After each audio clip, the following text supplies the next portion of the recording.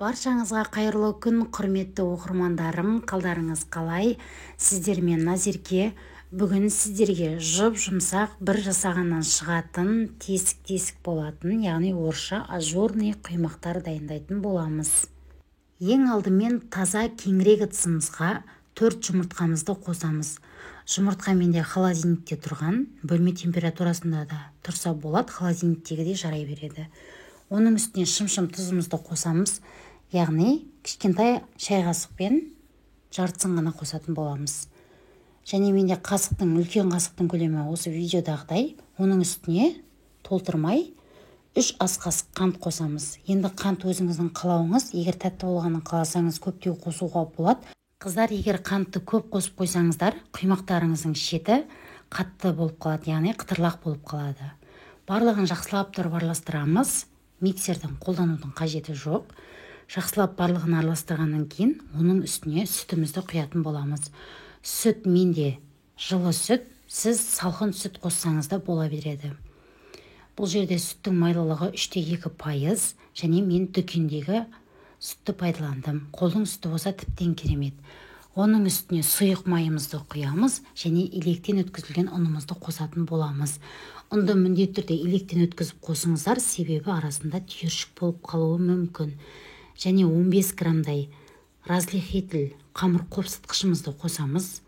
Барлығын жақсылап тұрып араластырамыз. Түйіршік болып қалмасын.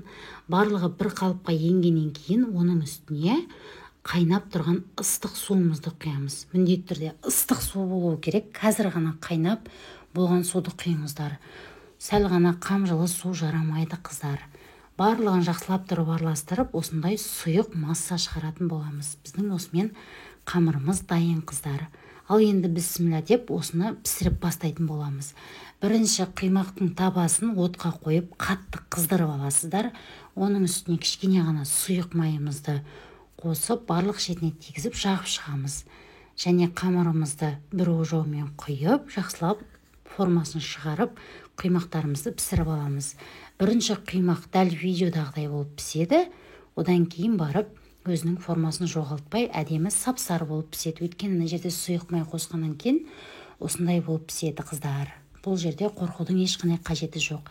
Екіншісі видеода көріп тұрғандарыңыздай бір қалыпты, бір түспен әдемі болып пісіп шығатын болады.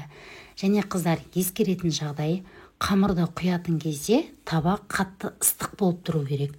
Және де сіздің қосып жатқан сұйықтығыңызды араластырып барып табаға құюды да ұмытпаңыз. Себебі астына қарай ұнның бәрі кетіп, беті суланып қалуы мүмкін. Құрметті мені көріп отқан көрерменім, егер менің видеом сізге ұнап жатса, өз досыңызбен бөлісіп, төмендегі қызыл батырма, подписаться батырмасын басып, тіркеліп қоюды да ұмытпаңыз. Алдағы видеоны бірінші болып жіберіп алмас үшін, шетіндегі қоңырауша белгісін все батырмасына басып қоюды да ұмытпаңыздар. Міне достар, осымен осылай тез-тез құймақтарыңызды пісіріп аласыздар. Және піскен құймақтар ыстық күйінде бетіне сарымай жағуды да ұмытпаңыздар. Сарымайды қолдарыңызбен жаққан ыңғайлы, өйткені барлық шетіне тиеді, қыздар. Осымен құймақтарыңызды әп-әдемі болып тез уақытта дайын бола қалады. Қыздар, ыстық күйінде құймақтың бетіне сарымай жақсаңыздар, құймақтың жұмсақ болуына әсер етеді. Міндетті түрде жағыңыздар.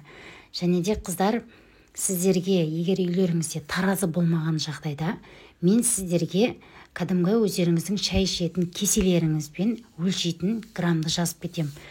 Яғни сізде таразы болмаса да, үйіңіздегі шай ішетін кесеңізбен жасауға болады.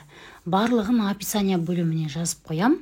Таразыңыз болса, таразының көлемін де сол описание бөлімінен таба аласыздар. Сіздермен болған Назерке. Келесі кездескенше аман сау болыңыздар. Алдағы видеода жүздескенше.